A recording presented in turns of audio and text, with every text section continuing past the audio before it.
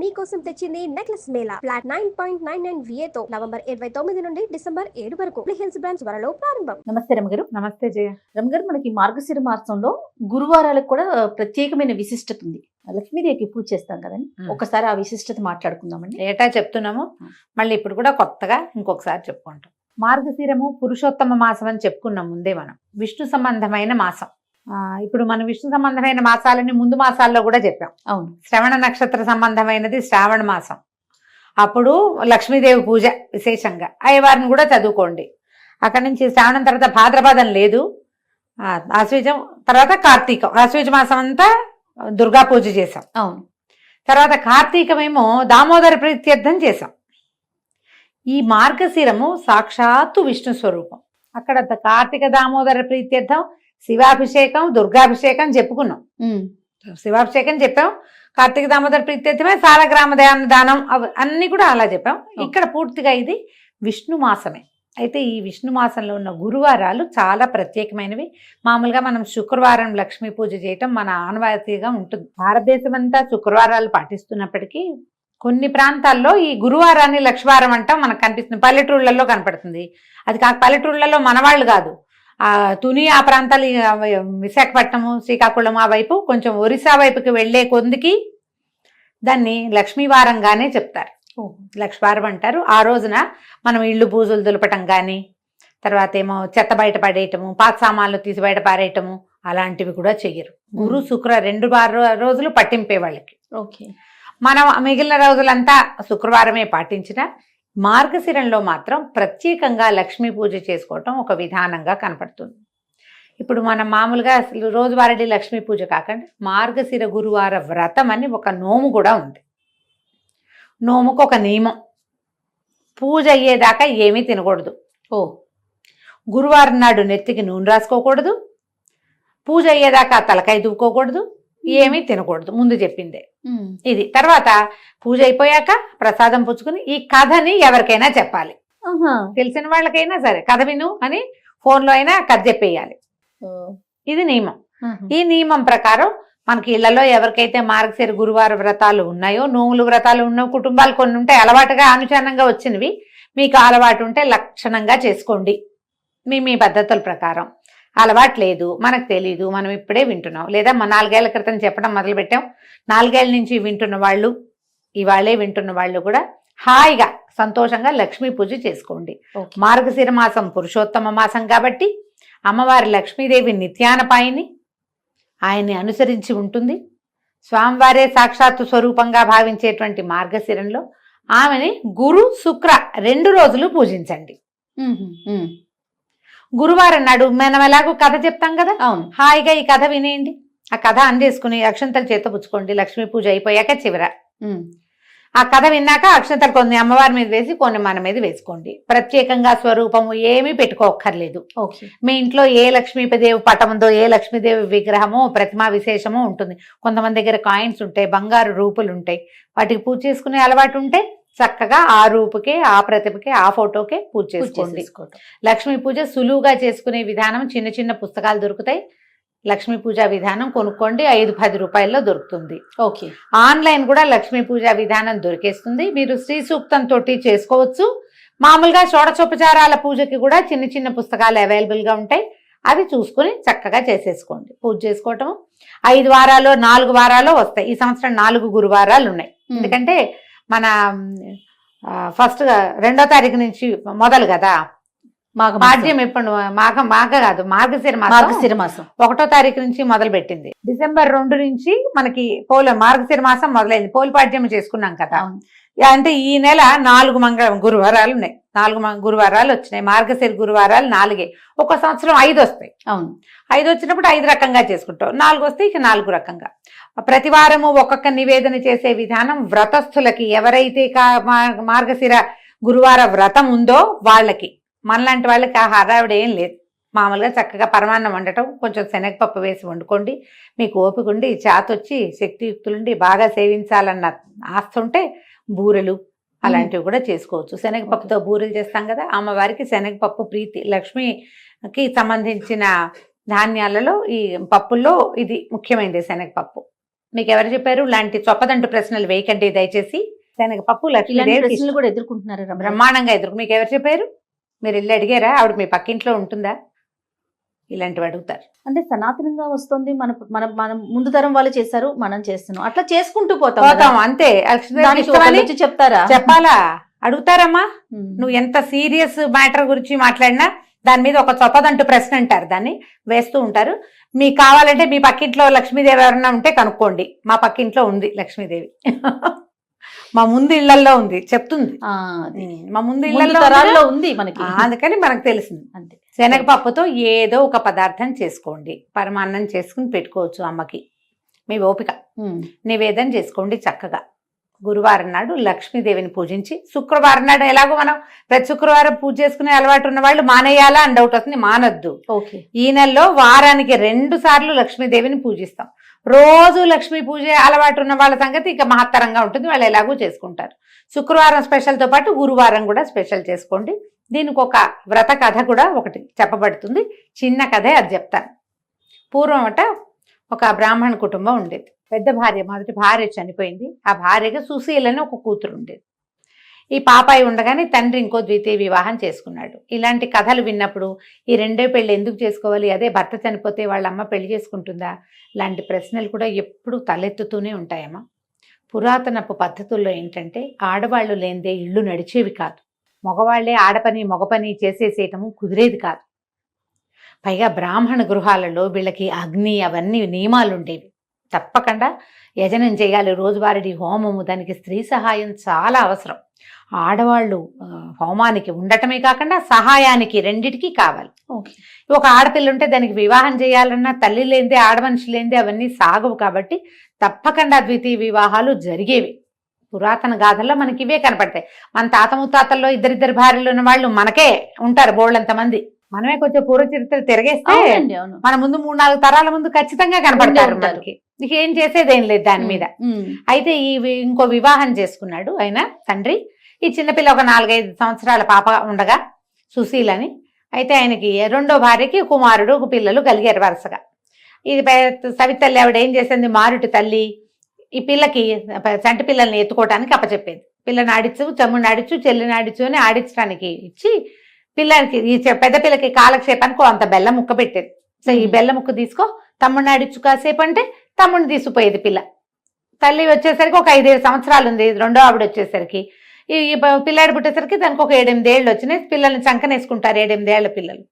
అయితే పక్క ఇళ్ల వాళ్ళందరూ మార్గశిర గురువారం నోవులు చేసుకుంటున్నారట. చక్కగా కుందర బొమ్మలాగా ఉండి పిల్లల్ని ఎత్తుకుని తిరిగే ఈ పిల్లని చూసి వాళ్ళు అన్నారు, వసే రావే నువ్వు కూడా నోవు నోచుకుందు కానీ అని పిలిచారు. పిలిస్తే వాళ్ళ ఇంట్లో నోవు ఆ మంత్రాలు అవి వింటుంటే పిల్లకి సంతోషంగా అనిపించింది. ఏం చేసిందట, తమ్ముడు పక్కన కూర్చోబెట్టి వాకిట్లో ఉన్న బంకమట్టి తీసి చక్కగా చిన్న గుండలాగా చేసి లక్ష్మీదేవిలాగా తయారు చేసుకుంది. తన కోసం ఒక ప్రతిమ. అక్కడికి పువ్వులు కావాలి పూజకి. జిల్లేడు పువ్వులు తెచ్చుకుని జిల్లేడు పువ్వులతోటి ఆ లక్ష్మీ అమ్మవారికి పూజ చేసేది. షోడశోపచారాలు ఉన్నాయిగా, ఉపచారాలు చెప్పుకుని పూజ చేసి తనకి ఇచ్చిందిగా వాళ్ళ పిన్ని బెల్లం ముక్క, ఆ బెల్లం ముక్కని నివేదన పెట్టేది. మార్గశిర గురువారాలు 5 వారాలు వచ్చినాయి ఆ సంవత్సరం. 5 వారాలు చేసుకుంది. పక్కింటి వాళ్ళు వారానికి ఒక దీనిలాగా మొదటి వారం పులగం, 2వ వారం అట్లు తిమ్మనం, అలాగా 3వ వారం చక్కెర పొంగలి నివేదనలు పెట్టారు. ఈ అమ్మాయికి అవన్నీ చేత కావు, చిన్నపిల్ల కదా, మళ్ళీ పిన్నిని అడిగితే ఏమంటుందో, బెల్లం ముక్క మాత్రం నివేదన పెట్టేది. అట్లా ఏటా చేసుకునేదట. 11 సంవత్సరాలు వచ్చేసరికల్లా 3-4 సార్లు చేసేసింది. ఈ 11 ఏళ్ల పిల్లకి పెళ్లి చేశారు. వెనకాల 2-3 తమ్ముళ్ళు, 2 చెల్లెళ్ళు ఉన్నారు. అయితే పెళ్లి చేస్తే ఈ పిల్ల ఏం చేసింది, అత్తవారింటికి వెళ్ళిపోతూ ముందు వెళ్ళలా, 11వ ఏట ఏం వెళ్ళిపోలే, అలా పంపేవాళ్ళు కాదు, వ్యక్తురాలు అయ్యాక పంపించేవాళ్ళు. తర్వాత కూడా కొన్నాళ్ళు ఇక్కడే పూజ చేసుకునేది. అమ్మ నాన్న శుభ్రంగా ఉండేవాళ్ళు, చక్కగా పిల్లలు కలిగారు, ఇల్లు వాకిళ్ళు లక్షణంగా బాగుండేవి. పిల్ల వ్యక్తురాలు అయిన తర్వాత ముహూర్తం చూసుకుని అత్తవారు వచ్చి అమ్మాయిని కాపురాన్ని తీసుకుపోయారు. అడ్డుకి తీరిపోయాక తీసుకెళ్తే వెళ్తూ ఈ అమ్మాయి ఏం చేసింది, తను పూజ చేసిన ఆ బంకమట్టి లక్ష్మీదేవి ఉంది కదా, లక్ష్మీదేవి ప్రతిమ, మృణ్మయ ప్రతిమ, అది తీసుకుని వెళ్ళిపోయేది. తీసుకెళ్ళిపోయాక అత్తవారు కొంచెం పర్వాలేదు బాగానే ఉండేవాళ్ళు. ఈ అమ్మాయి వెళ్ళేసరికి వాళ్ళకి ఇప్పటి ముప్పటిగా పాలు పొంగినట్టు సిరులు పొంగిపోయినాయి వాళ్ళ ఇంట్లో. చక్కగా ఏటా నోవులు చేసుకునేది లక్షణంగా. అంతకుముందు ఇక్కడ ఉంటే బెల్లం ముక్కలు అవి పెట్టేది. అక్కడ అత్తవారింటికి వెళ్ళాక దాని సొంత ఇల్లు, సొంత ప్రపంచంగా చక్కగా వారానికి ఒక నివేదన చొప్పున చేసుకుని లక్షణంగా వ్రతం చేసుకుని అందరినీ పిలిచి తాంబూలాలు వాయినాలు ఇచ్చి లక్ష్మీదేవికి సంతోషం ప్రీతికరంగా ఉండే పనులన్నీ చేసేది. ఇప్పుడు ఇక్కడ ఒక ప్రశ్న, లక్ష్మీదేవికి ప్రీతికరమైన పనులు ఏమిటి? మొదటిది ఇల్లు శుభ్రంగా ఉంచుకోవటం. ఆడవాళ్ళు గయ్యాళిగా ఉండకపోవటం. గయ్యాళి ఆడవాళ్ళకి సిరి నిలవదు.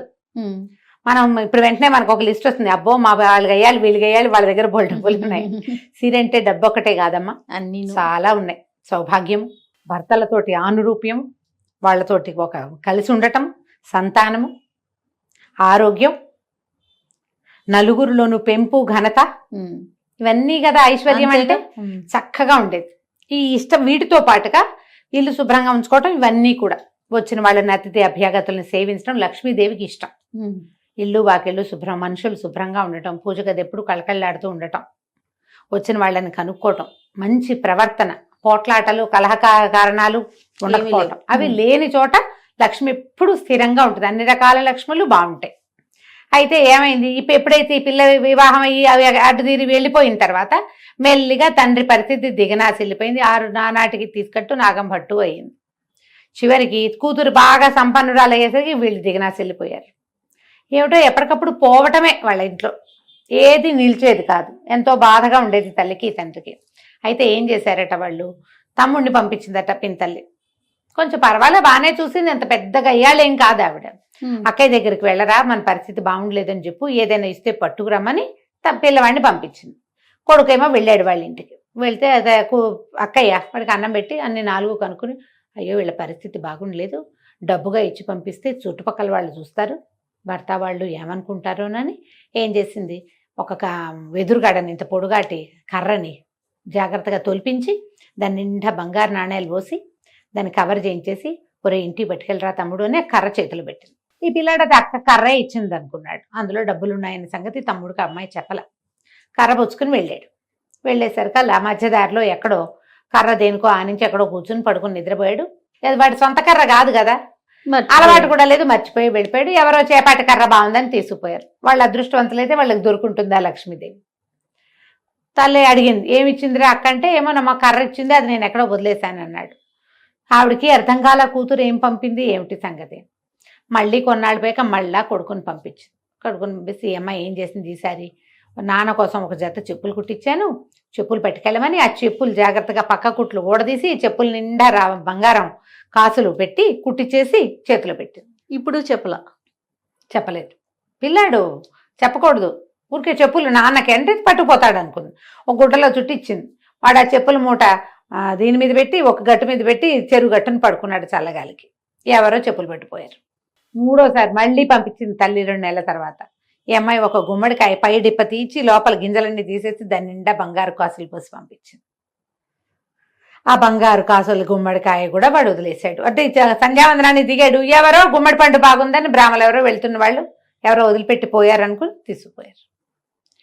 ఇక చివరికి తల్లికి అనిపించింది, ఇక్కడ అమ్మాయి ఏదో సహాయం చేయడానికి ప్రయత్నం చేస్తోంది, పంపిస్తోంది ఏవో వస్తువులు, సరిగ్గా తేలేకపోతున్నాడు. సరే నేనే వెళ్తానని తండ్రిని పెద్ద కొడుకుని వదిలిపెట్టి చిన్నపిల్లలు ఆడపిల్లలు ఉంటే వాళ్ళందరినీ వెంబడి పెట్టుకుని పెద్ద కూతురు ఇంటికి వెళ్ళింది. తల్లి పేదగా ఉన్న తల్లి మాసిపోయినట్టున్న చెల్లెళ్ళని చూసి పిల్ల బాధపడి తల్లిని చక్కగా పోషించి 10 రోజులు ఉంచుకున్నాక ఇదంతా ఏం జరిగింది ఏమిటి మాట్లాడుకుంటే, అమ్మ బంగారు కాసులు పోసానే ఏమైపోయినాయో అంటే, ఎవడో అదృష్టవంతులకు దొరికింది, మనకు అదృష్టం లేదు. ఈ అమ్మాయి ఏమంది, ఇంకా 10 రోజులుంటూ మార్గశిర మాసం రాబోతుంది, నేను మార్గశిర గురువారం నోవులు నోచుకుంటానమ్మా, నాతో పాటు నువ్వు కూడా నోచుకుందు కానీ ఇక్కడే ఉండమని తల్లిని చెల్లెళ్ళని ఉంచుకుంది.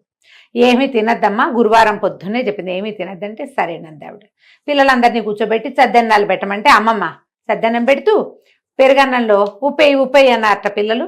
ఉప్పు సరిపోయిందో లేదో చూద్దామని ఒక సద్దెన్నం ముద్ద నోట్లో వేసుకుంది. కూతురు, అయ్యో అమ్మ అన్నం తిన్నావు ఇంకేట పనికి వస్తుంది, తినకూడదుగా, మెతుకు కూడా పోకూడదు లోపలికి. కూతురు నోచుకుంది నోము. తల్లి సర్దు కూరుకుంది, ప్రసాదం తిని ఊరుకున్నారు. రెండో వారం ఏం చేసింది, పిల్లలకి నెత్తికి తలగా నూనె రాస్తూ ఆ నూనె చేతులు నెత్తికి రాసుకుంది. చాలా మంది చేస్తాం అట్లా. ఇప్పుడు మాయిశ్చరైజర్ కూడా ఎక్కువ పోసుకున్నాం అనుకో చేతిలో, ఎవరో ఒకరి చేతి రాసేస్తాం. ఆ నెత్తికి రాసుకునేసరికి నూనె రాసుకోకూడదు, అసలు నూనె రాసి తలంటి చేయకూడదు గురువారం నాడు. మామూలుగానే పనికిరాదు, ఇప్పుడు అస్సలు పనికిరాదు, పూజకు పనికిరాదు, నోముకు అడ్డంకి. 2వ వారము పోయింది. 3వ వారం కూతురు ఏం చేసింది, అమ్మ ఇట కాదు, నువ్వు పని చెయ్యి, నేను గొయ్యి తీసి గోతులో కప్పెడతాను, నిన్ను గోతులోనే కూర్చో, బయటికి రావద్దు.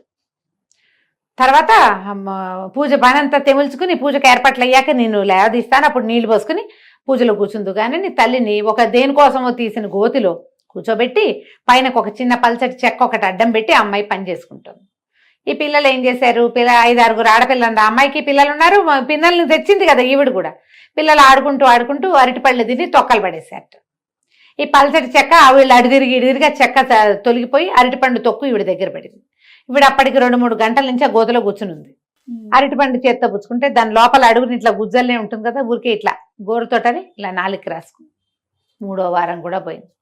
అమ్మ ఏమి తినలేదు కదే అని అడిగితే, కాదే అరటిపండు తొక్కలో లోపల గుజ్జు నోటో వేసుకున్నానమ్మా అనేసరికి పనికిరాలి. ఇక 4వ వారం అమ్మ ఏం చేసింది కాదని తల్లిని పొద్దున్న లేవగానే ఆవిడ తన చెంగుగా ఆవిడ చేయి కట్టేసుకుని, నువ్వు నాతోటే ఉండు, నువ్వు ఇంకేం పని చేయదు, నా వెనకాలే ఉండని తల్లితోటే అటు ఇటు తిరిగి మొత్తానికి సరిగ్గా పూజ జరిగే వేళకి స్నానం చేయించి కూర్చోబెట్టింది.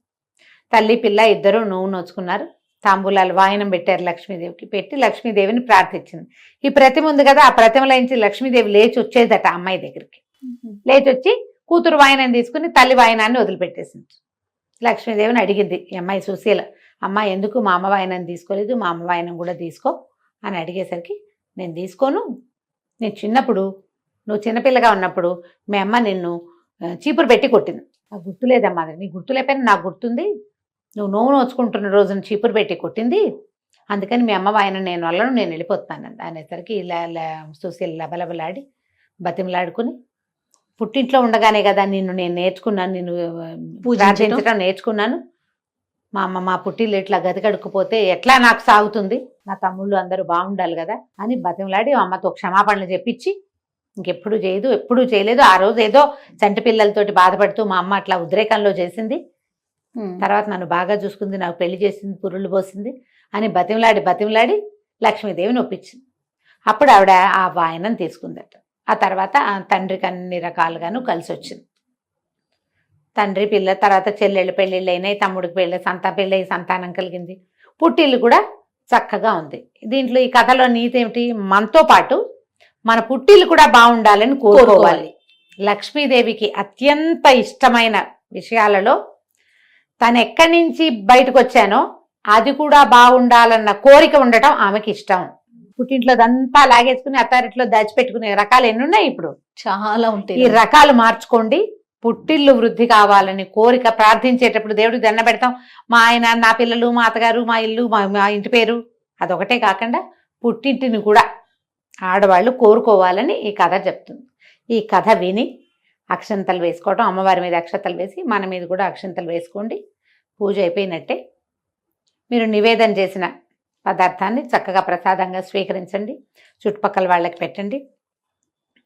లక్ష్మీకరము అని అనుకునేటువంటి పసుపు కుంకుమ, తర్వాత ఏమో మనము పళ్ళు పువ్వులు అలాంటివి వాయనం ఇవ్వండి.